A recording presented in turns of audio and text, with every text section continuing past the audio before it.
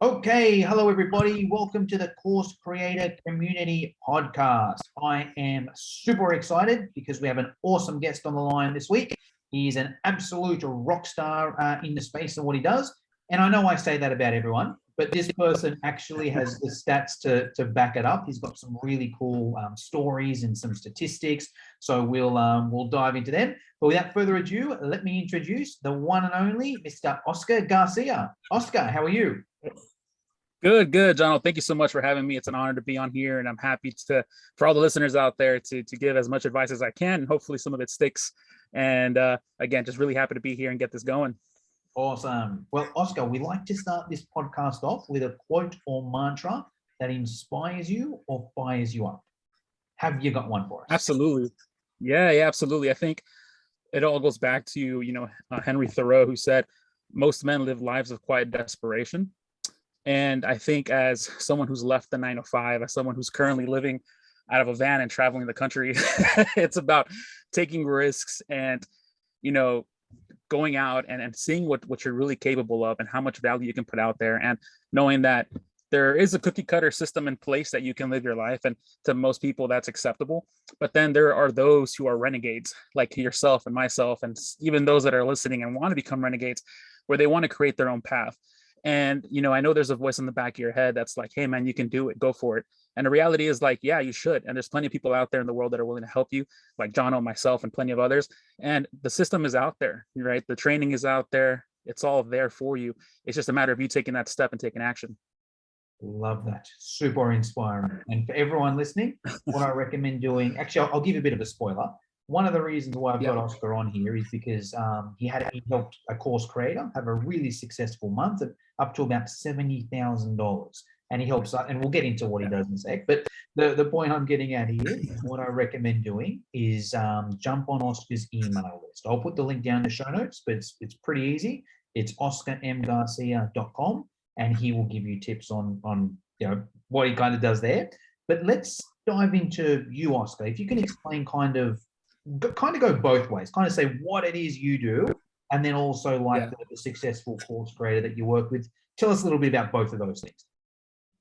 Yeah, absolutely. So, my kind of career is different from most internet marketing teachers, if you will, because I essentially don't have anything to sell. Like, I don't have an actual course myself, but I do have clients, and I've worked with clients in the past that have courses, and I've generally helped them, number one, drive traffic either through Facebook, YouTube, or Google Ads, and convert that traffic normally through a low ticket sales funnel, and then scale their business with high ticket offers in the back end.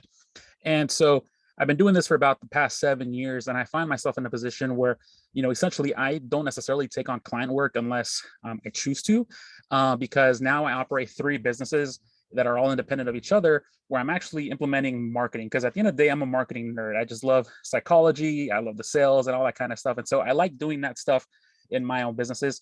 And what I do through essentially my Oscar M. Garcia website, through my brand, is just teach others how to be successful. So essentially I test out the marketing tactics and the strategy. I learn, I guinea pig everything, and then I come and give, my followers the best stuff. So that way they can help, or they can implement it into their business and essentially help them. And so I've been doing that for about the past 2 years. COVID kind of really forced me into that position, and it's kind of been a blessing in disguise. But I mean, you name it. I've done it pretty much everything from virtual summits to challenges to workshops to all kinds of different things. But essentially, I love the idea of leveraging your knowledge for income, where I can't clone you, but I can help you clone your knowledge. And by doing that, we can go from a one-to-one to a one-to-many, and then therefore leveraging your one-to-one at a very high value, high tier position where you start generating that freedom that you actually want. Yes, love that. And then the online course business that you helped recently, I believe that was a soccer training course. Is that right? Yeah, or football in your world.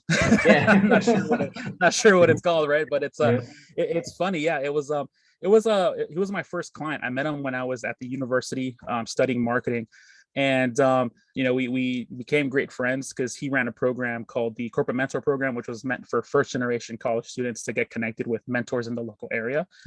And so over the course of getting my degree, we became really good friends, and I went into the corporate world and did that whole thing for 2 years. And when I was getting ready to jump ship, he came to me and said, you know what, I have this idea because he's been a sports and conditioning person for about 20 years, and he just loves playing soccer. And he kind of looked at it as a way of like, how can I make P90X, but for soccer? Essentially giving soccer players the ability to train at home and actually get some pretty amazing results. So at the time, I'm like, well, listen, I'm ready to pull out my 401k. If you have a spare bedroom, I'm moving with you and we'll figure it out. And he was like, let's go ahead, let's do it. So yeah, at the time I was a project manager for a large department store here in the US called Macy's. And I decided to jump ship. I put in my 2 weeks notice, pulled out my 401k, moved in with him, and then I got to work. And I left the 9 to 5 to essentially work, from 8 to 8 all day, just relearning marketing, because I got a degree in marketing, but let's be honest, I didn't know anything about sales. I didn't know anything about sales funnels. I didn't know anything about the psychology of selling, none of that. All of that came from a lot of trial and error and running up my credit cards and almost picking up a side job and just pulling out my hair and gaining weight and all that kind of stuff. But eventually, after 8 months, we had built a 6-figure business.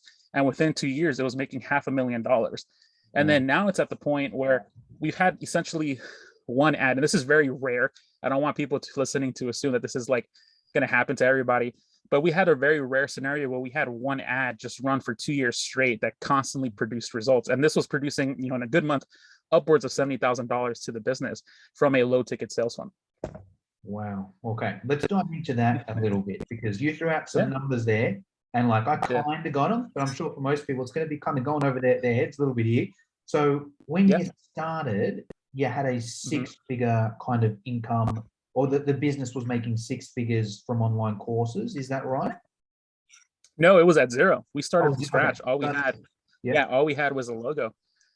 We had a logo and an idea. And so essentially the person that I worked with had already put in money and built out a course, a pretty nice course. It was professionally shot, but he had no idea of how to sell it. And so the price point that he came in at first, we didn't know if it was going to be too high for the market.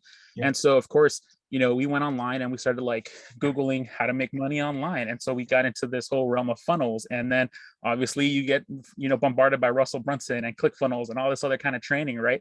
And so we were just like, okay, well, all these people are claiming to have awesome success. Let's just, harvest what they're doing and then replicate the results. And so after a lot of trial and error, and what I mean by that is like the first landing page that I ever created, the first time I launched it, probably had about a 3% conversion. And I did maybe about 98 different split tests, 93 to 98 different split tests until I got it to convert at 30%. Oh, good. Okay. Good. Yeah. Well, I thought you were going to say it took you 98 times to get it to 3%. Yeah. I was like, whoa. Okay. Well, I mean, don't get me wrong. Sometimes it even went down to like 1%. And I'm like, we're driving traffic here. We're paying for this traffic and we're not seeing any return. And so it's like many businesses, when they're in that position, the easiest thing to do is just turn off ads. But the double-edged sword is that if you do that, you stop testing the quality of your offer and your messaging. So you kind of have to just, white knuckle it for a little bit and then realize that the more you're spending, the more you got to start testing. And by doing that, you'll get to the point where you're converting at 30%. And so once we started converting at 30%, and by the way, it was just changing like one word on the landing page that actually got us to convert at that. It then opened the gates and start converting at 50 and 70% from cold traffic. Let's even just stop there for a sec, Oscar. Let me just get my hair in this a little more. So when you're saying converting, was this a purchase? Was this an opt-in? What was the kind of... This was an opt-in. So this was an opt-in. So we were sending people from essentially a Facebook ad. We were advertising a free workout.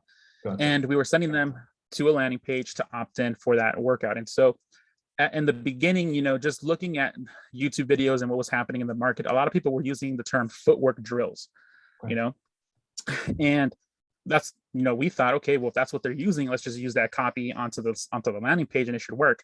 Unfortunately, that's not the case. So, we were slowly building the email list, and we got very proactive in making sure that we would reach out to the people who were subscribing and asking them, hey, so what are your biggest challenges and what's going on?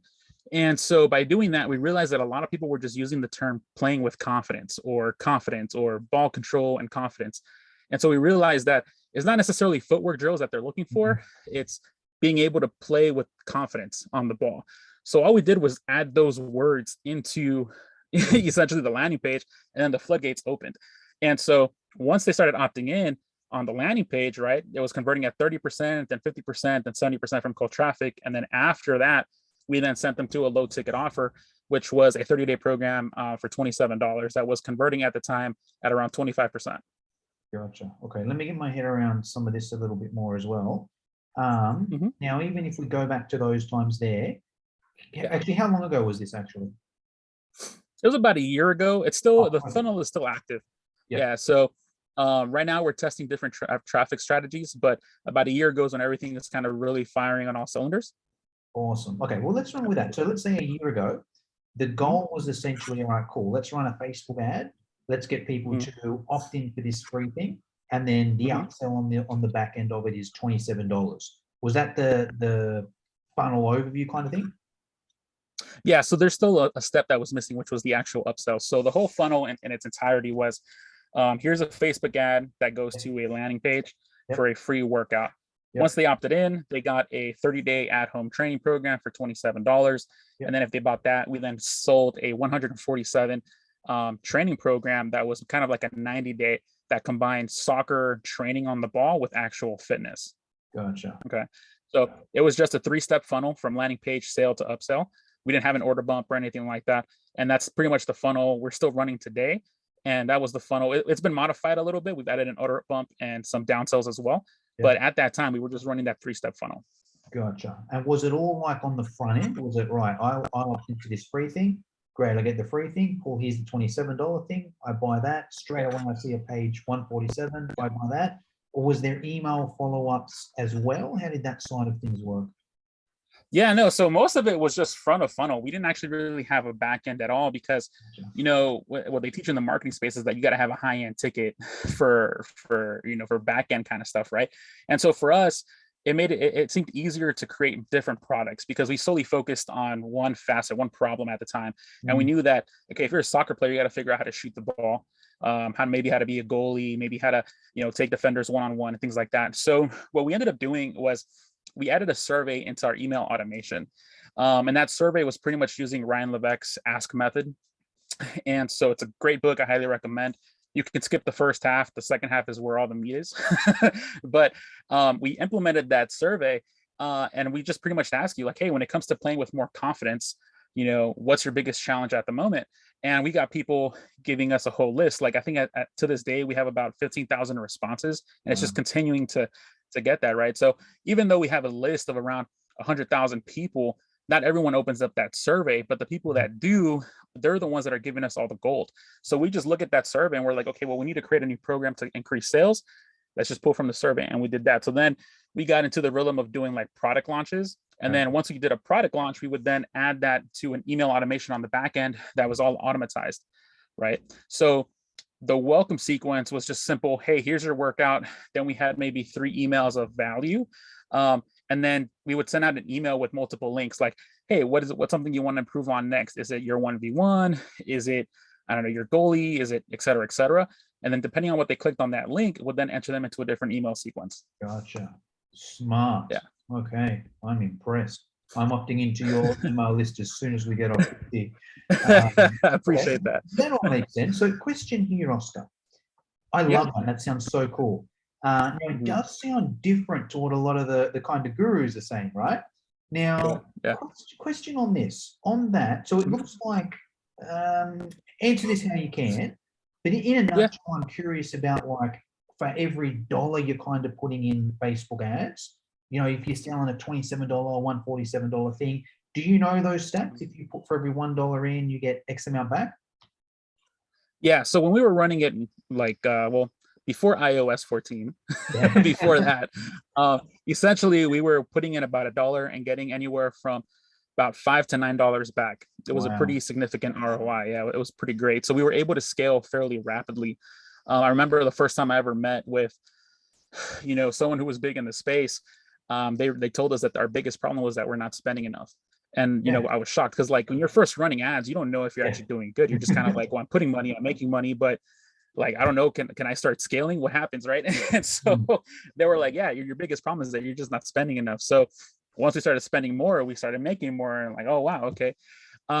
And so now, though, it's a little bit different with iOS 14 because a lot of the targeting options have been removed, Yeah. which has hurt essentially the targeting and the pixeling. So we've started to kind of switch up the entire strategy and use more videos now because we're realizing that if we use Facebook to capture Facebook data, the results tend to be a whole lot better. So what that means is, like, for example, advertising a video and then creating an audience based on who watched that video, and then we target them to then join the list. So the numbers, because the lag is essentially an extra step, it's taking a little longer for us to get to where we were, which means it's costing us a little bit more. So now we're probably at a $1 in to $4 out, as opposed to what we were before.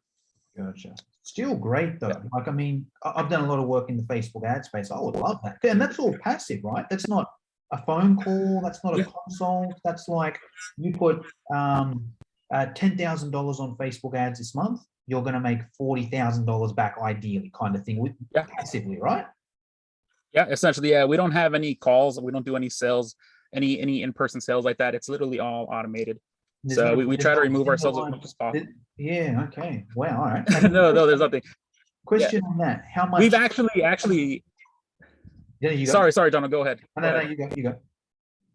I was just gonna say that just this week we actually thought about doing a high ticket sale, or a high ticket offer, I should say, where we actually invite players to come and work with our team one-on-one for a couple of days, kind of like a VIP experience.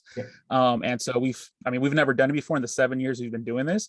So we figured, why not? Let's see what happens. And so I think with that, because it is going to be a high ticket, we're probably thinking about more than 5,000 for that, because we're including like hotel, dinner, and paying for the staff and all that. We're going to have to be doing some in-person calls. So that's something new for us. But yeah, it's been mostly automated. That's awesome. And it's good, I think, to have a good automated base, because they're kind of like, all right, well, I'm making X amount of dollars doing, I shouldn't say nothing, but as passively as possible, I'm making X amount of dollars. Great. Now what do I want to do with my time? Okay, great. Now I want to offer a higher end service.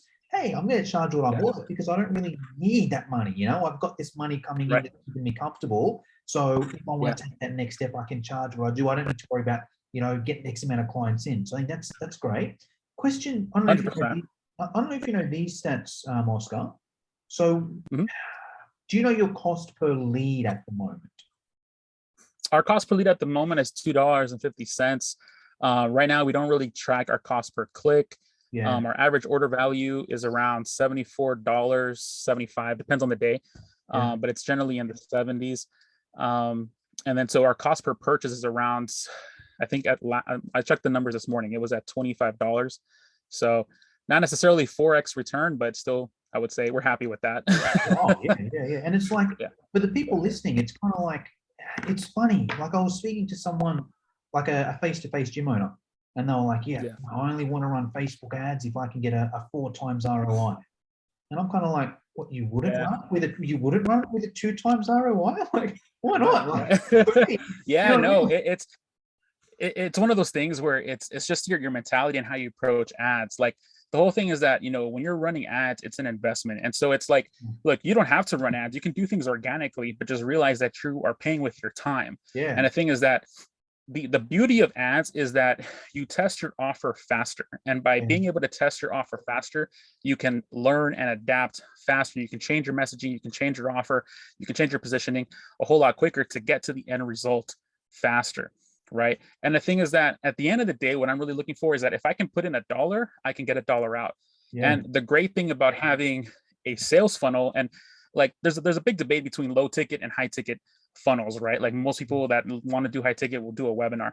The thing with that is that that's all fine and dandy, as long as you have a cushion of cash flow coming in.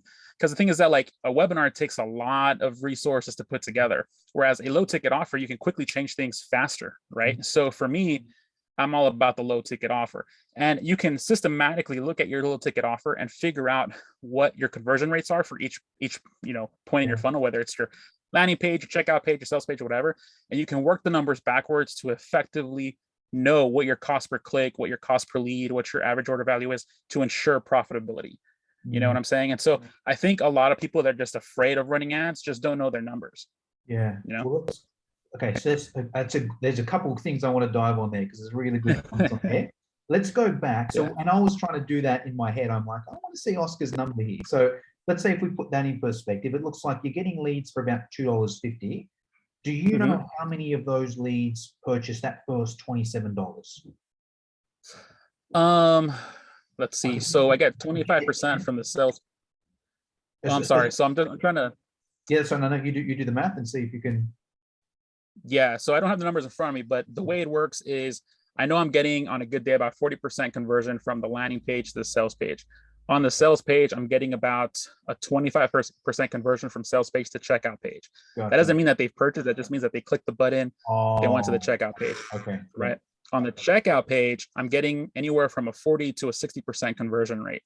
So if I'm generating 100 leads, I'll get 25 to go to the checkout page. Yeah. And out of those 25, at least half of them are buying. So let's say 10 or 15. Yeah, okay, beautiful. Because they're the numbers I like, where it's kind of like, all right, cool, you know, he's getting, he puts, you know, he gets 10 people in there, you know, right? He spent $25 on ads, but he's going to get at least one of those people is going to buy. He makes his 25 back, you know, he's broken even, he's got 10 leads for free, and then, you know, a percentage of them are going to buy that upsell there anyway. So I think that's. Yeah, absolutely. And then the beauty of it is that, like, even if that funnel, even if they don't buy, because let's be honest, not everyone is in a position to buy right away from you, right? So that's why you have your email automation on the back end to recapture them. And then if you have like a pretty defined system, which takes, you know, time to develop, you get it to a point where, you know, you're going to hit a pain point eventually, and they're going to go and say, you know what, I think it's time for me to take the next step. Let's do this with these people. And then they're going to convert, you know? So it's one of those things where I want my front end to be at least break even. It's making money right now, great, but I want to at least generate customers for free. You know what I'm saying? And then worry about, you know, actually profiting on the back end. No, that's great. I think that's a really good message for everyone listening on this podcast.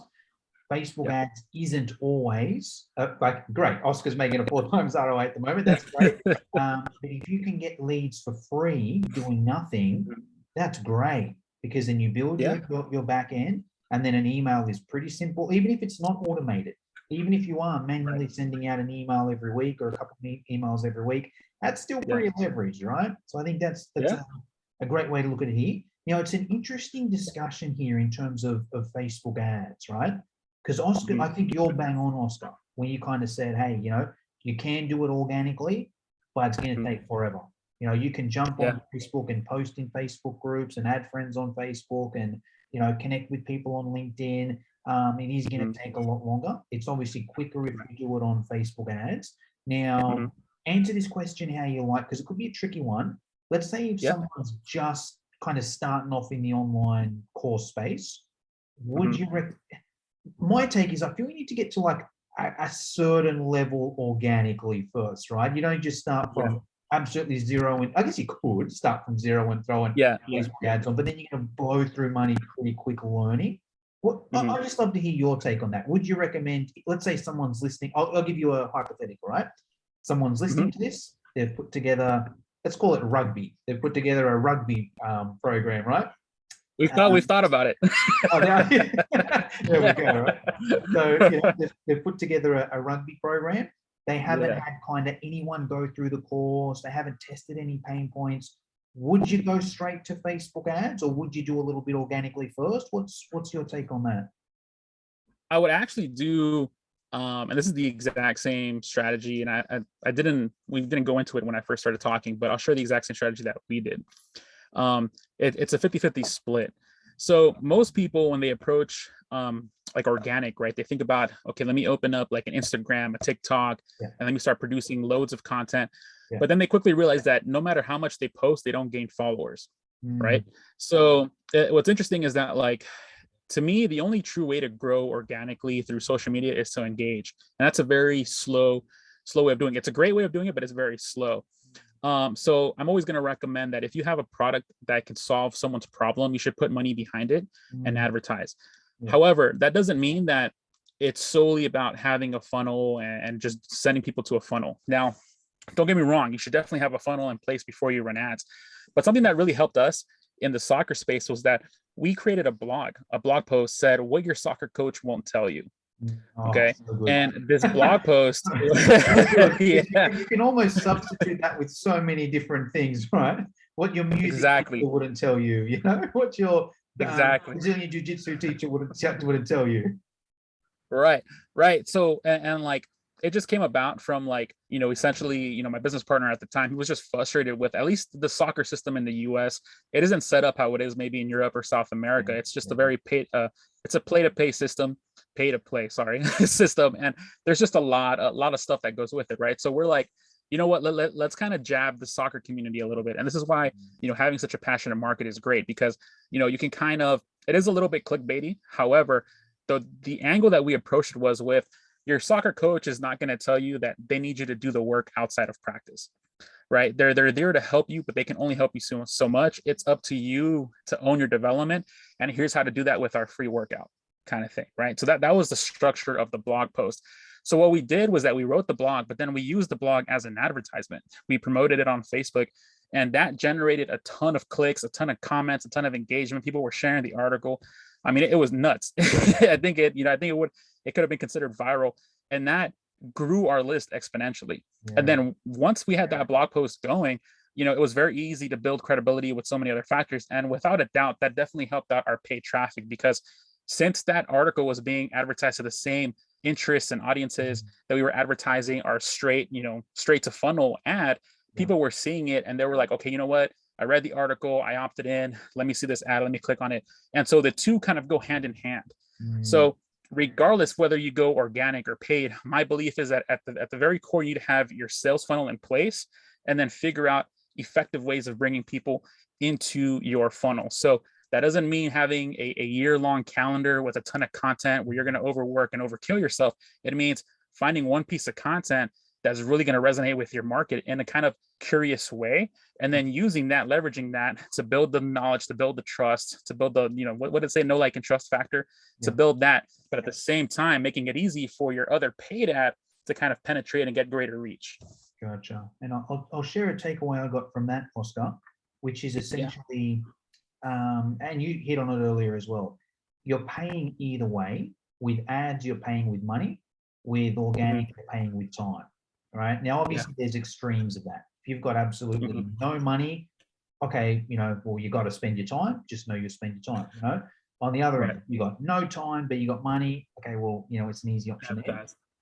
Where it kind of gets interesting is if you're in the middle. It's kind of like, I got a bit of time, I got a bit of money. What I'm saying, Oscar, is I got a little bit of each. What I'm essentially hearing you saying, Oscar, is, hey, don't be afraid to invest in Facebook ads. Even if you don't make the money back straight away on the front end, it's an investment. You're learning something. You're going to get some people through there. Now you can ask them some questions. You're going to learn what works. You're going to learn what doesn't work, which is fine as well.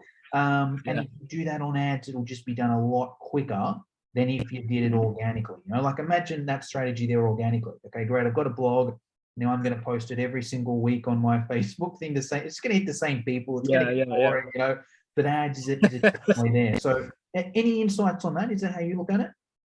Yeah. And the thing is that specifically with this client, right, Renegade Soccer Training, we only have about 4 blogs in total on the website since we started in 7 years. But whenever we create those blogs, we know that it's going to get people to think about things in a different way, right? We're instantly grabbing their attention. So we write headlines to capture their attention first, and then really deliver on the value, and then invite them into our email list. And the thing is that if you're in that position where you're deciding whether you want to go organic or paid, I think the best thing is just take action, because if you are scared of running Facebook ads or ads in general, whether it's TikTok, YouTube, whatever, you're not going to understand what it actually is until you start getting your feet wet. And that's one of the best ways. And let me tell you, if you want to learn, you're going to learn quick by doing paid ads. You'll learn a whole lot faster, because and this is coming from someone who used to do SEO. That's how I essentially paid my way through college. And, SEO takes 3 to 6 months. And so most businesses don't have 3 to 6 months to survive. You got to get cash flow fast. So it's one of those things. It's a double-edged sword again, in terms of figuring out, okay, you know what, if you have a couple bucks, let's say you have $100, right? I would definitely put some of that into some Facebook ads for sure. Because you might turn that 100 into 200.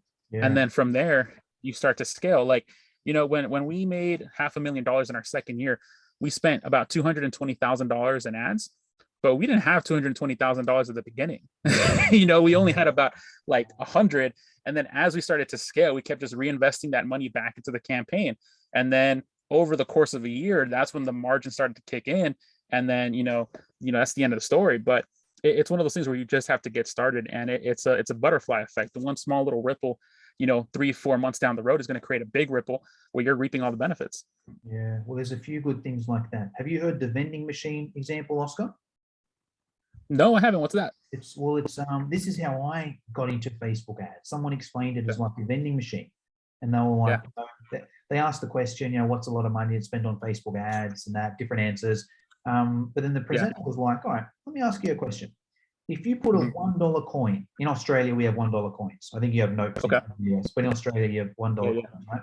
If you put a $1 coin into a vending machine and it spits out two $1 coins, what are you going to do?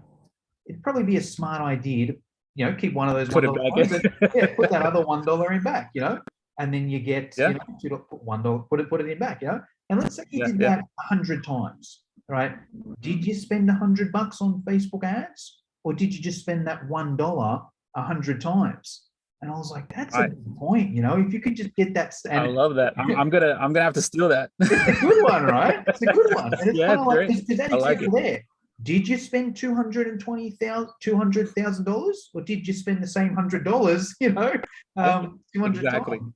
And it's and the thing I like about Facebook ads is just that scalability side of things. It's kind of like you're mucking around organically now. It's very hard to create a new YouTube video and get double as many people watching it. But on Facebook ads, and it's not always like that on Facebook ads well, but like in the ideal world, okay, great, this ad's running. Let me put some more dollars behind it. Put some more dollars. More dollars. So I love that. Let's move on from here, Oscar. And now I'm curious about some of the course kind of things there. So, what does your tech stack look like? What kind of platform are you using? What email marketing are you using? What do you do? Absolutely. So this might rub people the wrong way, but I'm not a fan of all-in-one systems. So I've tried a lot. I've been doing this for quite a while and through multiple clients in different industries, and I'm pretty sure I've used them all: Kartra, Kajabi, Teachable, Thinkific, whatever. And there comes a certain point where you want to do cool things in your business, and those things just can't do it. And there's no kind of API integration. There's no workaround for it. You just got to wait until the developer team kind of comes into play. Not only that, but then it's also kind of like over the long run, those services will tend to cost a whole lot longer. So my tech stack at the moment is very discombobulated, but it runs the way I want it to run. It does exactly what I need it to, and it's the best for me. So essentially, most websites that I run are running off WordPress, and we use Thrive themes to build the funnels. So we use that for lead generation, for sales, for all that kind of good stuff. We use ThriveCart to sell and manage our upsells and all that kind of good stuff. We use ActiveCampaign for our emails. We just love the automation and how simple it is. Although I'm hearing a lot of really good things of MailerLite, so we'll see what that's like. But I'm too embedded in ActiveCampaign to move now, so it's one of those things. From there, we use Memberium to manage access to our courses, and then we run our course off a BuddyBoss and LearnDash combo inside of another WordPress site, and that's pretty much our entire tech stack. Gotcha. Yeah, there is a lot going on there. But I like quite a few of those, I am, for my website, I'm a WordPress and Thrive themes. For my funnels, I'm a ThriveCart guy. $500 one-off payment, and it does everything. You can't beat that. Yeah, crazy. I originally used Samcart, right? And I still do, just because I got like some subscriptions on there, and I'm making more than I'm paying. But I'm like, I wish I went with ThriveCart. It's better. ThriveCart is better. Have you used Samcart at all, also?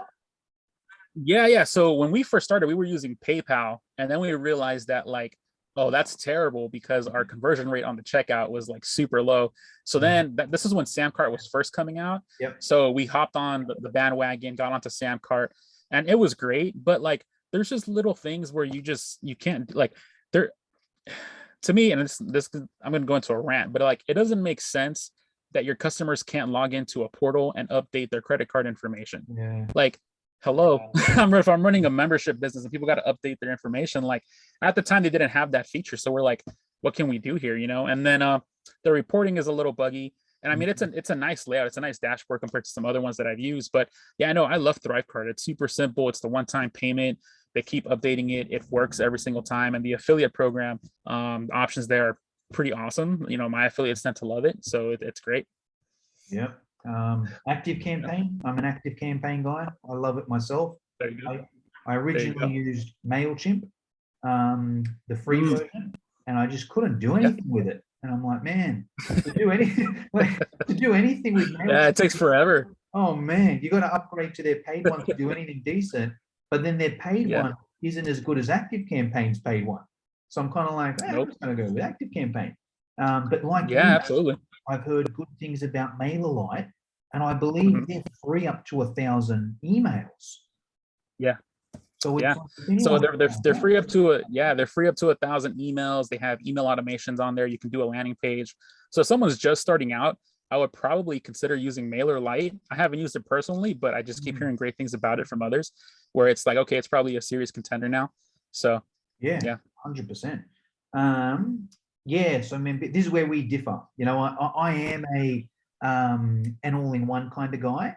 And not even even for the email and that, just for like the course side of things. For a couple of things though, I suck at the tech. So like I don't know how to use WordPress and that. My virtual assistant does all that. But also I did it at one stage. I had it on my website, and just this might have been me. It might not have been, what it might have been the plugin I used, whatever. But there was a time when my website crashed like a couple times.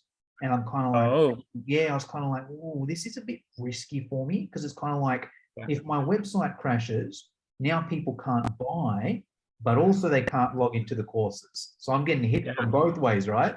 I was at least if I separate it, if my website crashes, okay, people can't buy, but at least they can still log in, Or if I got a funny story for you. Yeah, sure. So we, this is at the time when like we were just starting out, right? And so we were making, we were building our list super fast. We're making tons of money, but like it was still just a regular WordPress site. We didn't have like a developer team or like it was just us, very bare bones. And our site got hacked, and it turned into some kind of like Al-Qaeda recruiting page. Like everything on our whole website was like pretty much just destroyed with like pictures of, just, it was crazy. So it was nuts. I was like, I logged in, people were getting emails like, what's going on here? And so, I had to log in, and we're like, oh my God. So we had to tear down our website, and I probably spent the entire day rebuilding everything from scratch. And from that point, we realized how important security was. So we figured, if we're making all this, money, it probably beneficial to have some kind of developer on our team full time. To make sure that our server is good, that our security is on point, that everything works, that kind of stuff. So it is one of those things where, those only ones are great because you don't need a developer, you don't need all the tech. And so like there isn't a problem I can't solve because Google knows the answers. So I'm patient enough to like Google it and understand it. But then I also have the confidence of knowing that if I do need that extra leg, I have a developer on the team who, right now we're just paying them to manage and host the site. But if there ever is any custom work that needs to be done, they're on top of it, and I think it's just one of those things where many people don't consider that to be their first hire. But when most of your business is online, it's one of the biggest security risks. So, just FYI. It's a good point. Let's get to some of the finishing questions here, Oscar. I'm curious about your biggest mentors. Now, if you could answer this in 3 different ways, if you could give us a mentor that you've paid money to and you've done their coaching program or course or whatever it may be, an unpaid mentor, so you haven't paid them money, but you follow them on social media, and a book that you recommend. You already mentioned Ask, I believe, by Ryan Levesque. So use that one again, or you can give us another one. Mentors, paid, unpaid, and book. Okay, so paid mentors. I love Todd Brown. Todd Brown is great. The way he approaches marketing, because he approaches marketing from a very high level point of view, but then gives you the actual hows of how to actually approach a lot of different things. So some people might find it a little too high level, but it's honestly really great because you realize that it's more so it's about understanding the system and the psychology inside of that system to make it work.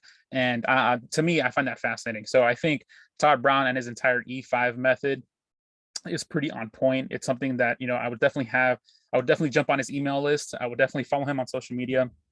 And his course is definitely worth it. I don't get paid for his course, so do with it what you will, right? I'm not an affiliate. Let's see. You said a free mentor who I haven't paid but I follow. Yeah. Your Instagram or YouTube or podcast, whatever. Yeah. I think in terms of that, probably Patrick Bet David on YouTube. Like he has a big channel called Valuetainment. I just love how he just brings different people on. It's very similar to like, the Joe Rogan show where he has a lot of different people coming at it. But if you're looking at things from a more business standpoint, I think, Patrick Bet David has a better way of doing it.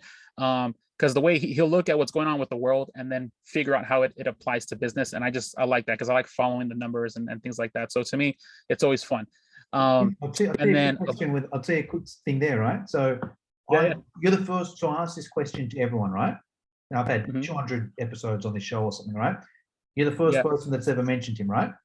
But I stumbled, and I think he's been around for a while. I just stumbled upon him about a month or two ago, and I'm like, I heard him. He had some athletes on there. He had some mafia people on there.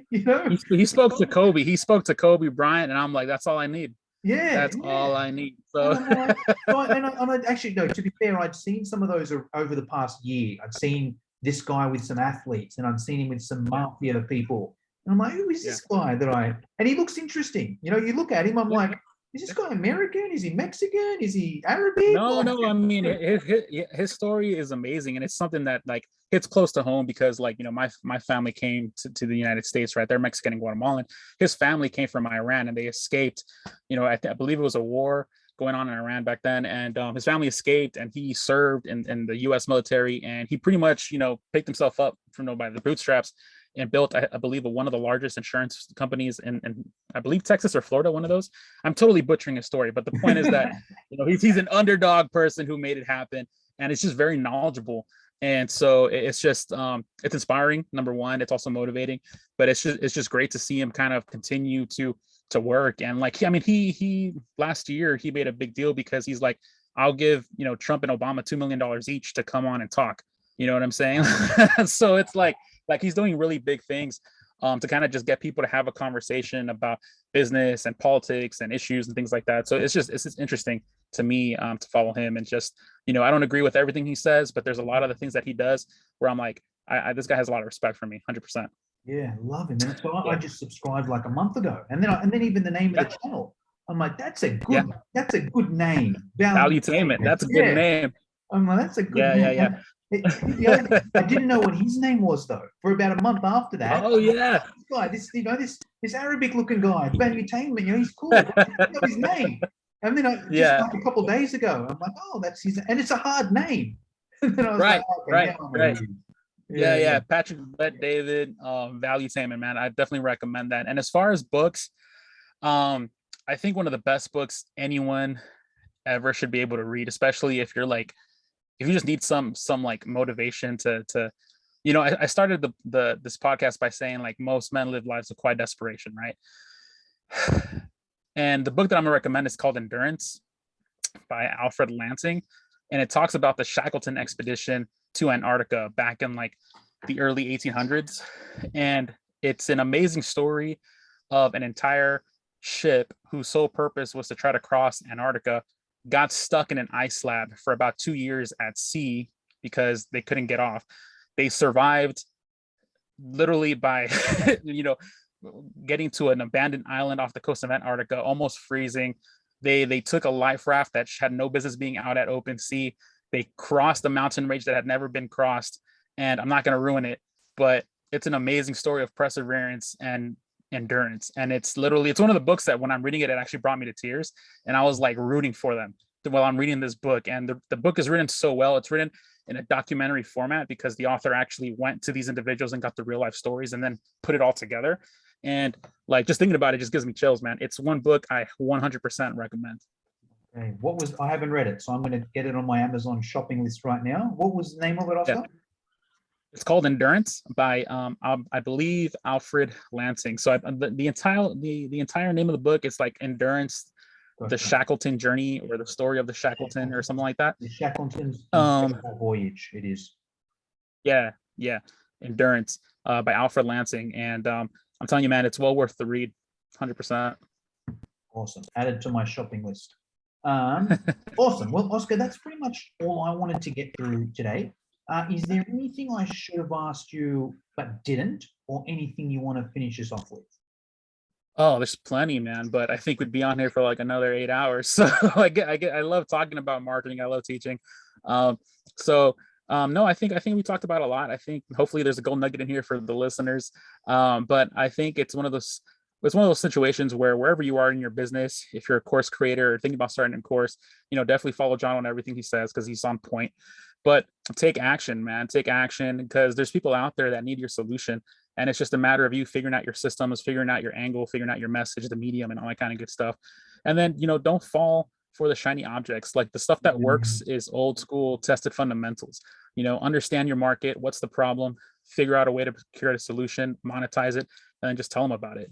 And if I could end it with a quote, it would be just to learn, adapt, overcome, and progress. Love it.